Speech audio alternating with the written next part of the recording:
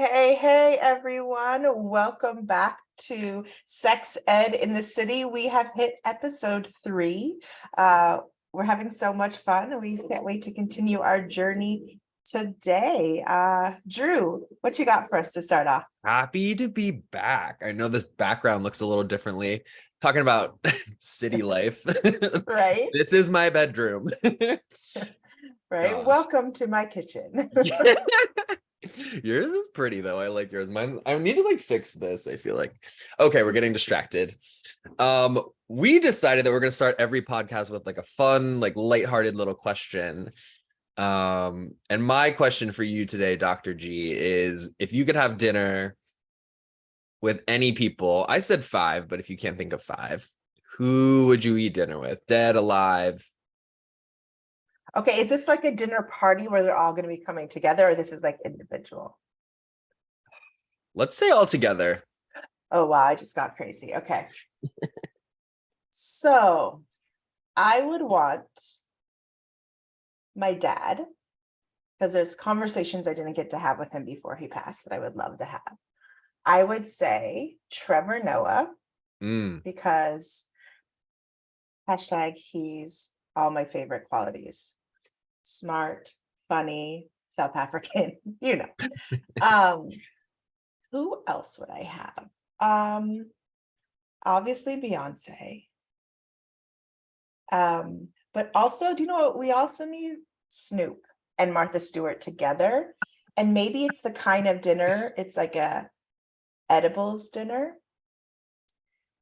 And let's throw my mom in there for good measure, because I think those 5 people together, we would really get into some comments. I mean, I don't know if Beyonce was her actual self, because, when she's Beyonce, she's very private and, she never shows her personality. But I wonder what she's like in real life. I think she would really get into it. If it was not recorded, all secret. Oh, And she'd love we all it. sign a non-disclosure agreement and everything.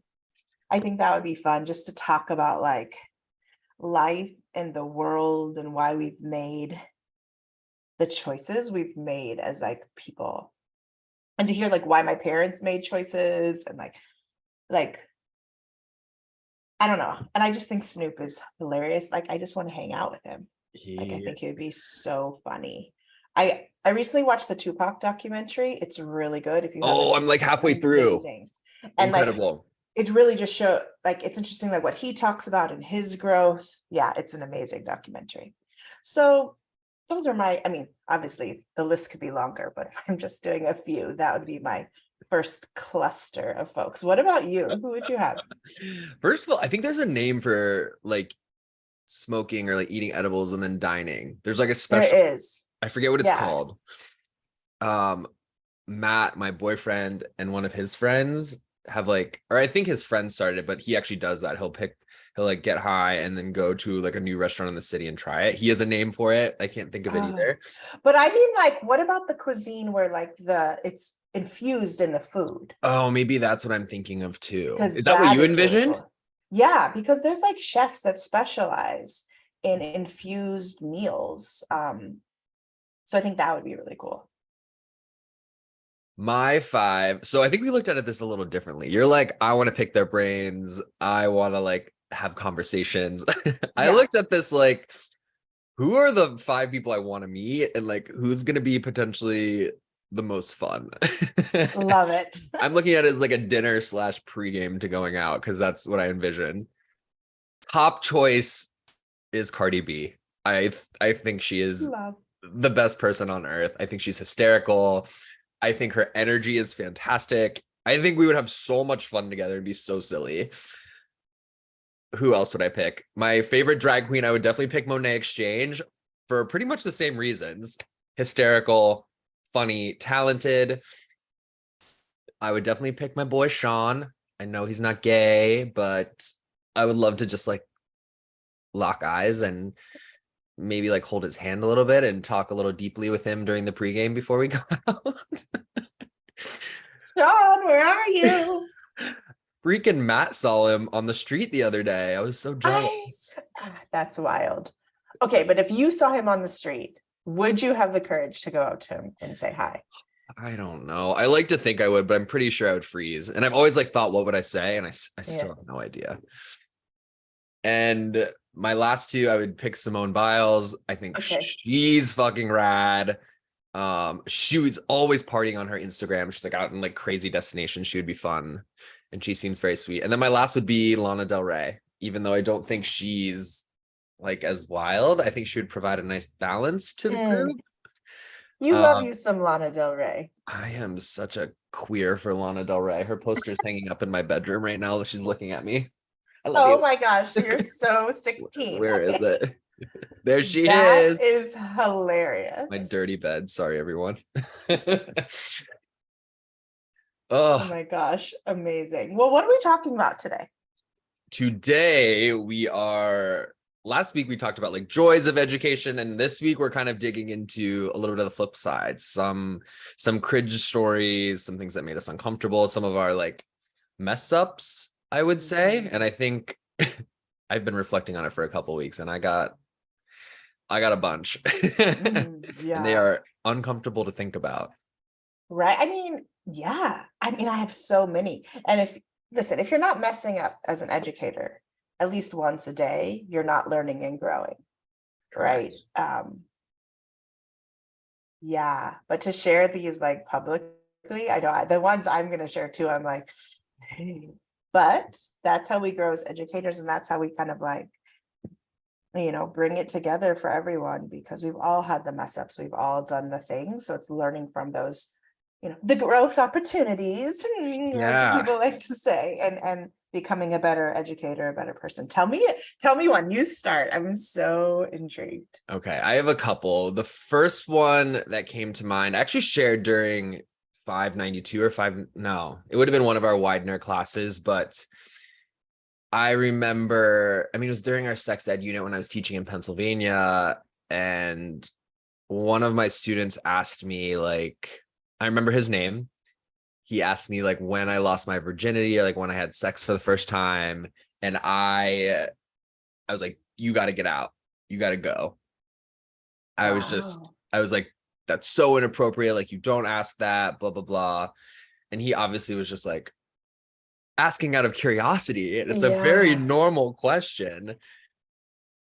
That was my own shit. That was my own like inappropriate. I saw it as inappropriate versus like a curiosity thing. And I reflect back on that and I'm like, oh my God, like that's like, not only did I like traumatize that kid, but like everybody in the class now is not going to feel comfortable asking questions or may have a negative view about sex and talking about it. I was just like, oh, I wish I could go back, but I have messaged this person on Facebook Messenger because we are friends, and like I definitely brought it up and was like, I'm so sorry, like I hope that you can forget that happened and like move on. He's like, yeah, it's cool, Miller.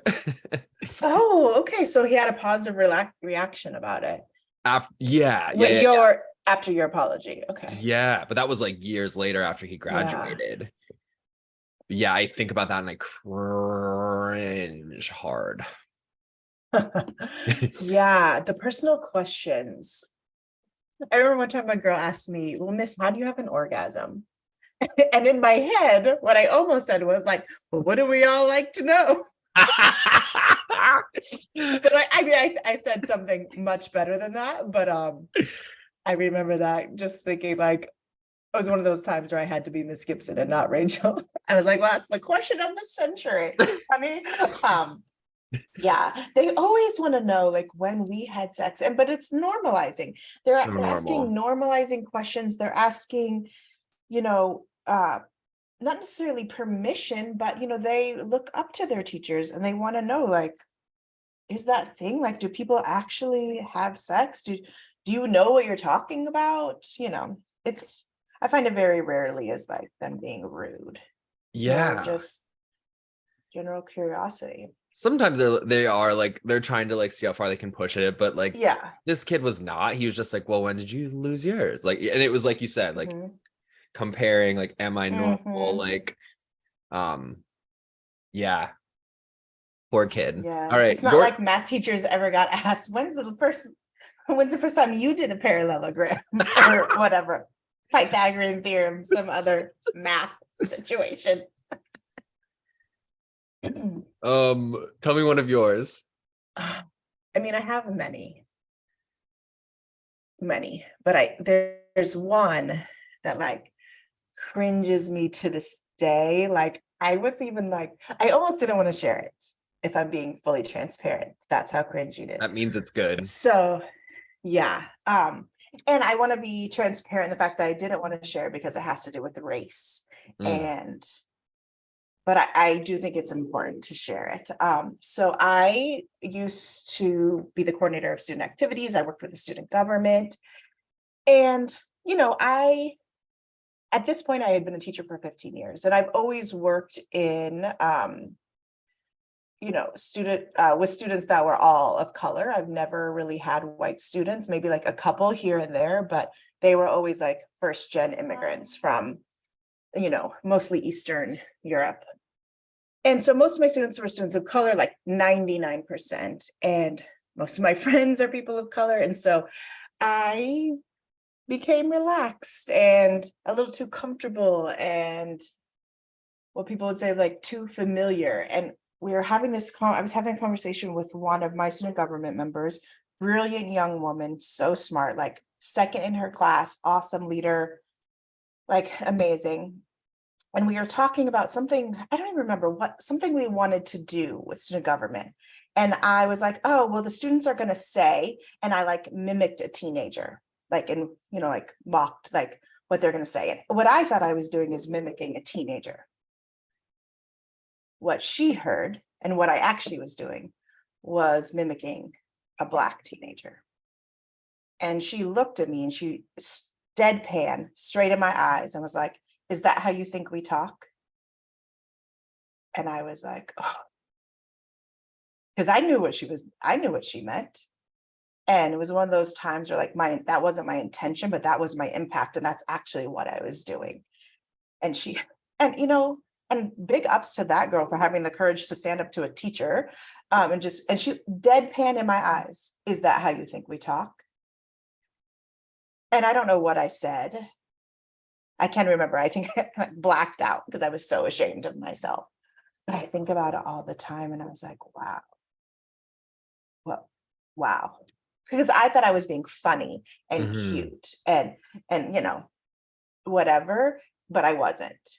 And and coming from a white teacher, it's not funny or cute. Now coming from someone else, it might, it can land differently, but I shouldn't have been doing that. And I think about it all the time. And like, I would love to run into that student and talk to her about it. And this was like before like the great white awakening of, America, quote in quotes, false awakening. This was like in 2014, 2015, something around there. But I always think about it and it's like so much shame, right? As a white person, when you realize you've caused harm. And especially when the person that you caused harm to has the strength and emotional, bandwidth to call you out on it in that moment. And she just, and again, I can't remember what happened. I'm pretty sure I blacked out of my own shame. But I always think about that because it is important for me to be like, oh, culturally responsive educator and, dismantle racism and when I see it and all of the things, I can say all the words, but I'm still white and I still hold positions of power, and privilege, whether I am conscious of it or not. So I always just now, like even right now, my heart is racing because I know folks are going to hear this and it's something I'm so like ashamed of. But I do think it's important to talk about because especially as white folks that are educators in schools that are mostly young people of color, like we have to recognize how every little thing we say or do can impact our young people. And all the young people are not going to have the strength to call us out on it, and nor should they, right? That's not their job to teach us, right? But I do think we need to talk about it as white educators, and because that's the only way change gets made, right? If I'm just sitting in my shame, never talking about it with anyone, how am I growing? You know? And shame is a hard emotion. I work on shame all the time in therapy. Same. That's like my biggest issue in therapy is like shame, embarrassment, vulnerability, and it's all wrapped up together. Shout out to Brene Brown and her shame research. But yeah, that moment and just like the way she said it, like I can see the look on her face, and I'm just like, ugh, Gibson. And like I think about like all the other times I may have done that, and like kids had been like, who the fuck is she? You know, and rightly so. Like, Yeah. so I never did that again, even being like funny or cute. Is this the first time you've talked about it? Yeah, no one knows that story except for everyone listening. But so that's why like I almost didn't want to share, but I was like, Yeah. no, like we can't all sit around like we're perfect, because we've all done things even that we know or don't know about that have caused harm. So if we don't talk about it, how do we grow? And maybe someone else has done that doesn't realize it caused harm, and they can be like, oh, okay, I'm going to stop doing that too. You know, as white folks, we kind of come together and check each other, I think. Also, Calling in, calling out, whatever you want yeah, to say, but we need to like get it together with each other. So that's why I decided I would share it, but appreciate your now I'm like sweating. vulnerability. You're amazing. Also, that's the I mean, I've talked to Matt about this a lot, Mr. Life Coach, but like that's the shitty part about shame, is that you don't want to talk about it, and the only way to get over it is to actually confront it and to talk about it. Yeah. And it's so uncomfortable. I get the same way. Like if I have uncomfortable combos and things, like I am sweating down here. Like I have a Yeah. physical reaction. Mm-hmm. Thanks for sharing that. Yeah. So many people identify with that. Yeah.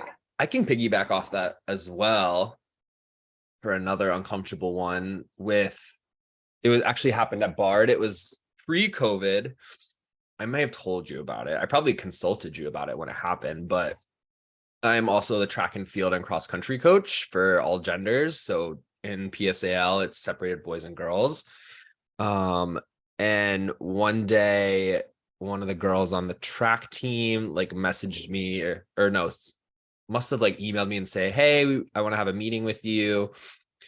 And they dropped off a letter at my desk, and it was basically like full page front and back of basically saying I'm sexist and I favor the boys team by like giving them more resources, time, responsibility. Like I'm more like attuned to them essentially.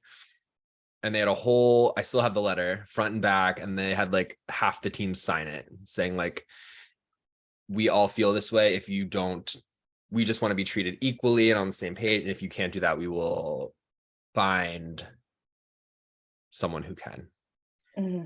And I was just like, oh God, that I imagine it's kind of similar to yours in a way of just feeling like you fucked up so bad. Mm-hmm. And like, regardless of why it happened, like I had coached boys my whole life. They were right.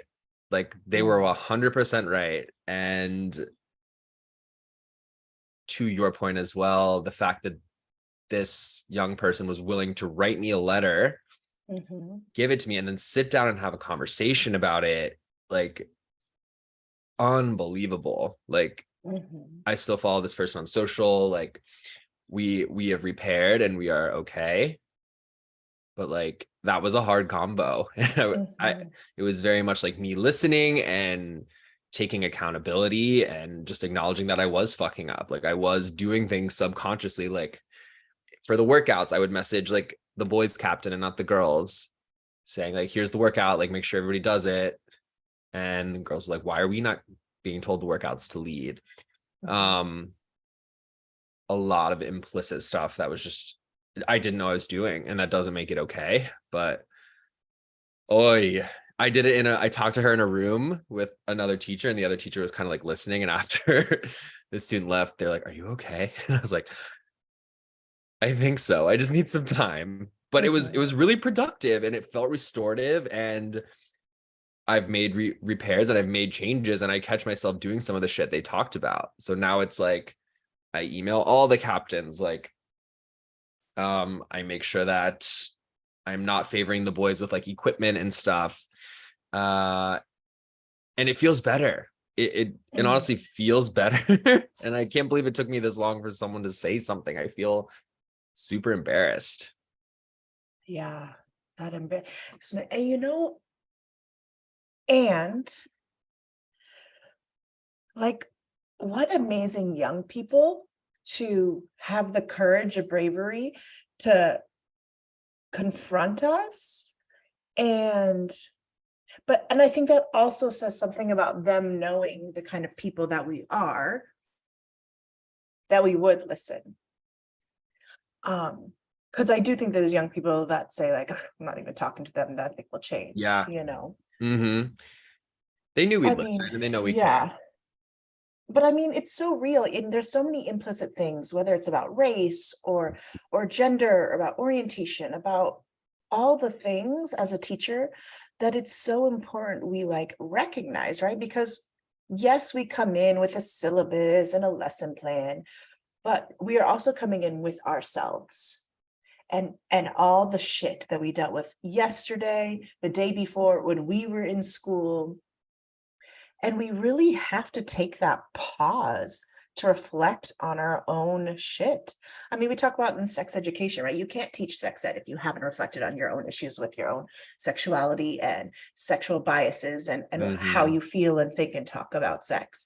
But it's like that as a teacher as a whole. You can't work, if you were a kid that was bullied by a particular kind of person in high school, you have to know that and make sure you're not giving retaliation to a kid that meets that definition, based on the younger person, your younger self, and a lot of teaching programs, at least, let me not say a lot, the teaching program that I went through, we did not talk about that, reflecting on our own stuff and our own self and how we come into a classroom. And there's so much research on it now about like implementation science and how we show up and what kind of professional development we have. And it's something that I'm super interested in, my own research, about our own identities and how we show up in the classroom and how students perceive us. And it is so important. And we have to talk about it, especially those of us that have various, identities with privilege. Even though it's so awkward, right? Like, it's so like we're both sitting in this shame as like loving people, but it's not about us, right? It's not about like, ooh, save me. It's like, okay, no, we messed up. Yeah. What changes have we made to reconcile, to change, to stop doing those behaviors? And now I'm just thinking, I got to find this student that I told you about on Facebook or something and send her a message and a link to this podcast. That would be magical. Yeah. I wonder if she would come on and talk about that moment. Do you think she remembers it? That's what I was wondering. Like, maybe I'm like working it up to be this bigger thing than it was because I had so much shame, and maybe she doesn't. Or maybe maybe the whole time I taught her, she didn't like me.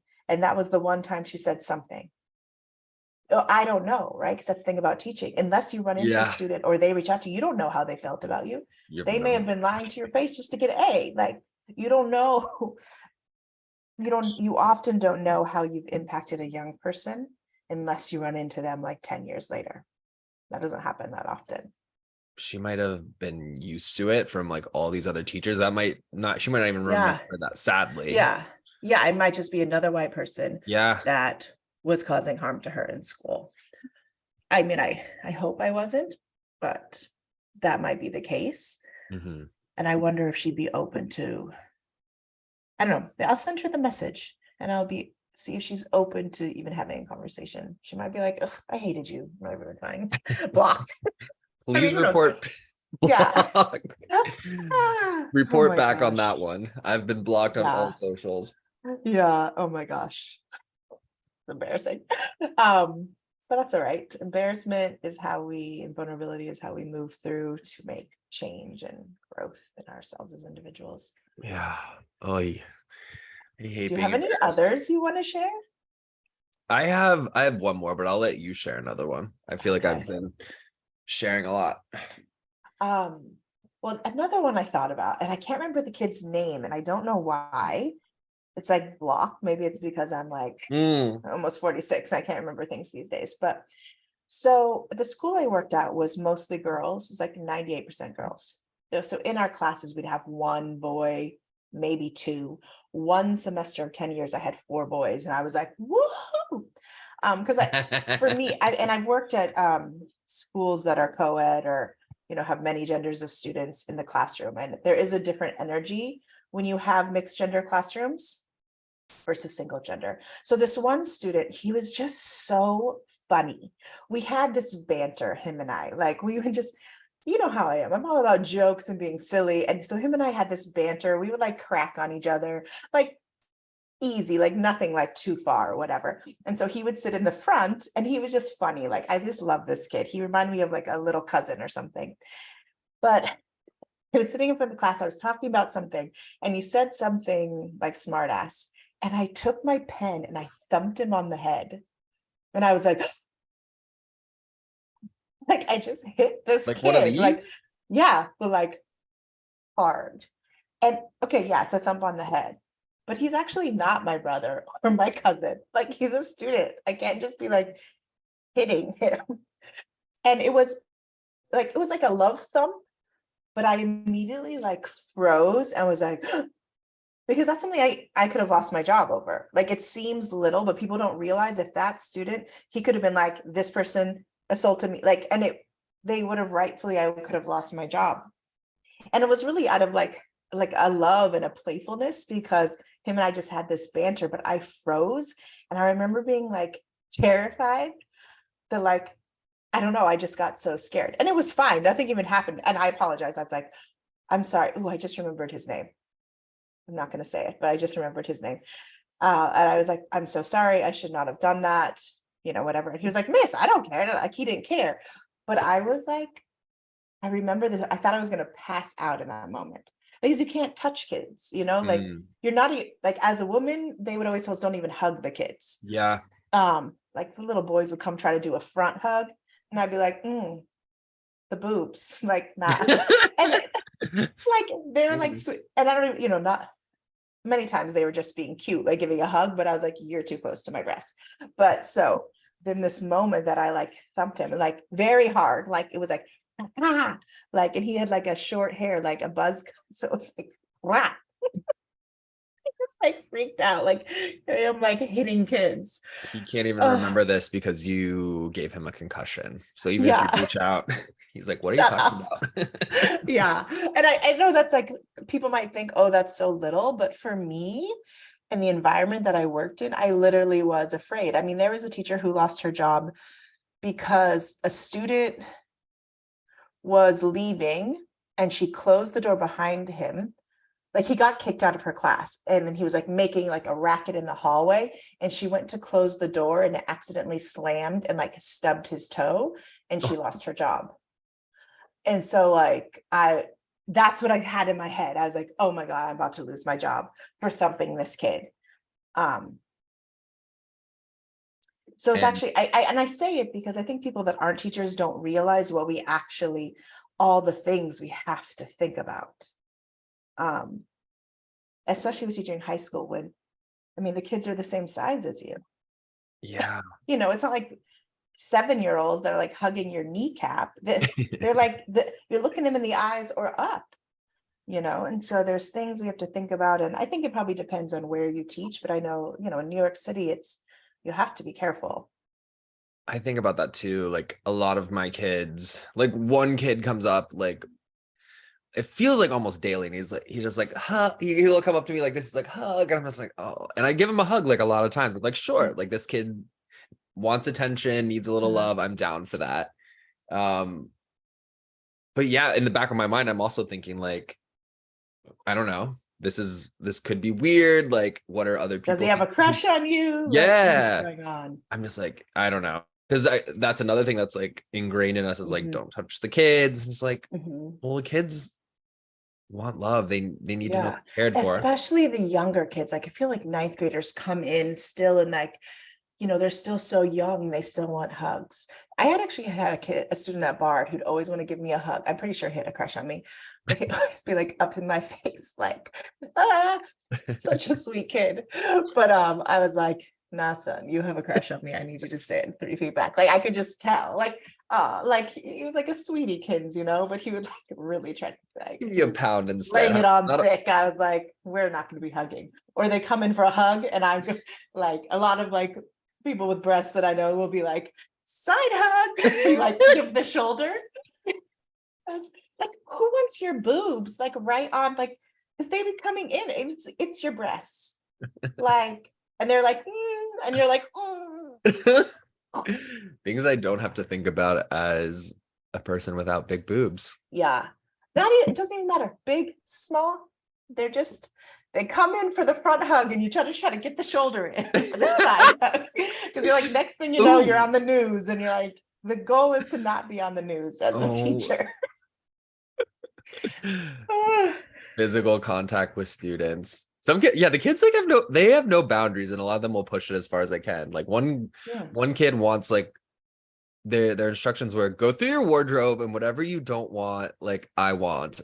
I'm like, does that mean like there's so many thoughts there? Like one is like what's is there something like do you like me that way, or is it just like you think my fashion's great? And I was like, it feels weird. Yeah, you're like, are you asking for my panties? Like, am I about to go to jail? Like, what's happening? Oh, yeah, they're oddballs. Yeah, but isn't that sad, right? That we miss out on an affection, right? Like as humans, right? We talk about skin hunger, right? We know that humans need affection and touch.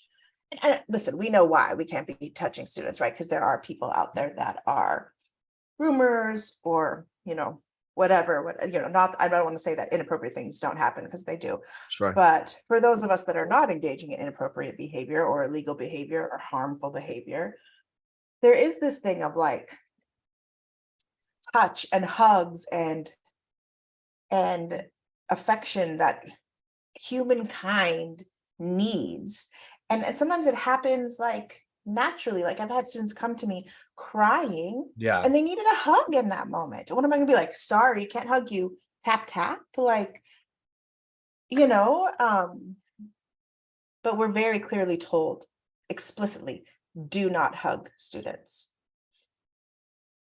I didn't necessarily follow that rule, because if the 16-year-old is bawling crying, like that's your reaction, especially when you're close with them. And it's there has to be a better way to honor the relationship and the humanness of a young person while also protecting them from potential harm. And I don't think I have a solution for that right now on this podcast day, but I do think it's something we need to re-look at. We need to, I think that's perfect. Like acknowledging the humanity. We want schools to be a place where we have community and we care for each other. And that doesn't always involve physical touch, but like a hug is nice sometimes. Kids need hugs. Kids need love. Yeah. Don't want it to be just this place where they come in. I don't know. I'm not saying you need physical touch to develop a relationship, but I don't know. Like if my kid runs a PR and a track meet, like I'm giving a high five and like giving them a hug because I'm proud of them, right? It doesn't feel weird. Yeah, that's an interest. Yeah, like with my kids, we'd win trophies. We're all like screaming and hugging and crying of joy. And to not do that, to like feels stifle weird. These very basic emotions is why oftentimes when folks are having challenging emotions like anger, it comes out in this rage because they can't express any other emotion, right? Especially for like our young boys, right? They're socialized. The only touch young boys are allowed to have is sexual touch, right? They're not allowed to have platonic touch. They're not allowed to have, Dab. like they're allowed to have like anger touch. And so of course they're fighting, they're not allowed to have platonic touch. They're, depending on their age, not allowed to have like, relationship touch. It's very frustrating. Mm-hmm. And I don't know what the solution is at this point, but it's definitely hard to navigate as a classroom teacher, especially when like the kids are instigating it, and not the ones that, are like, oh, miss, give me a hug. But like the kids are actually like, just like innocently, yay, here's a hug. There's always just this little bit of paranoia that won't go away. Like even with your one-on-one with a kid who wants to talk to you, it's like, okay, like we're gonna make sure the door's open and like blah blah blah. Like Yeah. in reality, they just want to talk about something. There's just always this little bit of paranoia because teachers, it's ingrained in us, and teachers are painted to like be quote unquote creepy sometimes, or like there's this bad rep that teachers are bad or like that they do shit when we just want to help the kids, Yeah, and I mean, yes, there are teachers that have caused harm. And also, I know students that have caused harm that made up lies because they also know that it only takes one like incident. So there's a story, and again, I won't say this person's name, of a teacher who was a coach and was a young guy. And so like all the kids, he coached the girls track team and they all thought he was hot. So they take like secret pictures of him that he didn't know about. And he wasn't doing anything appropriate. He was just coaching. But one of the girls took a secret picture of him doing something, I don't know, like standing around or something, and posted on her Instagram. Oh, this is Bae, right? Okay, whatever. But another student's parent saw that and reported it. And the teacher had to be on administrative leave for a year while they did an investigation. So back in those days, it was called the rubber room in New York City. Basically, you went and sat in a room because you weren't allowed to be around students until the investigation was done. You had to sit in a room for a year? Yep, while they were doing the investigation. But they brought him into the school. Dear God. Yeah. And I mean, he got cleared of all wrongdoing. Nothing happened after the investigation. He's working in schools again, but he wasn't dating that student. He wasn't doing anything inappropriate, but she had posted something and another parent saw. And it's like, we want people to report things. And also, it's a fine line, of reporting and not reporting, because then there are teachers that do, that do engage in inappropriate relationships with young people. Yeah. Kids be posting shit all the time. Like, yeah, I mean, remember when cell phones first came out, they weren't allowed to have them in class because they were taking pictures and videos of teachers. Yes. And it's wild because you've seen we've all seen videos of teachers doing horrible things to young people. So it's like, yes, you want young people to be able to video because those people should not be in a classroom. But then also I've seen kids taking pictures of teachers and then like bullying them. Some things, not so much in schools that I've worked in, but I've seen that like around the country so we got to figure out a balance to it. And again, I don't have a solution today, but there definitely needs to be something done. Technology is not going anywhere. It's harder and harder every year to just like, they come in and out of class and they're like on their phones, and I'm just like, okay, phones away, headphones out. It's just like, it feels exhausting because it didn't used to be like this, but this is our new reality. So I'm not taking all their phones. Yeah. I'm not gonna take them. We talk about these mistakes we make as teachers. We say the wrong thing, whether we accidentally curse or I thumped a kid, or we say these things, mistakes, because we make mistakes because we are human. And I wouldn't want when I thumped that kid, cell phones weren't that big a deal. But like, what if someone had filmed it and been like, teacher abusing kid? And people would see it and be like, yeah, she can't do that. And and which is different than like, you've seen some wild things of like teachers like sucker punching kids or like drop kicking them or whatever. Obviously that's wrong. So it's this really hard, like gray area of at what point do you catch things on video to know that, violence has occurred? And then at what point are we filming things so in a minutely that there's no context? Mm. And I do think context is important. I think about me thumping the kid. If I would have been video just thumping the kid and that's all people saw, it would have been a problem. But if they would have seen us joking in our rapport and know how we were, while it still would have been wrong, it wouldn't have been viewed as the same type of problem, I think, if that makes sense. 100%. I mean, context is everything. Gotta know. How are you feeling having gotten these off your chest?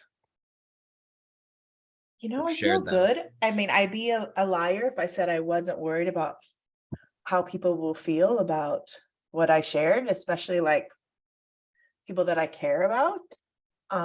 Not so much worried about people I don't care about, or that's rude. People that I don't know, I don't, but I do worry about is people that I care about.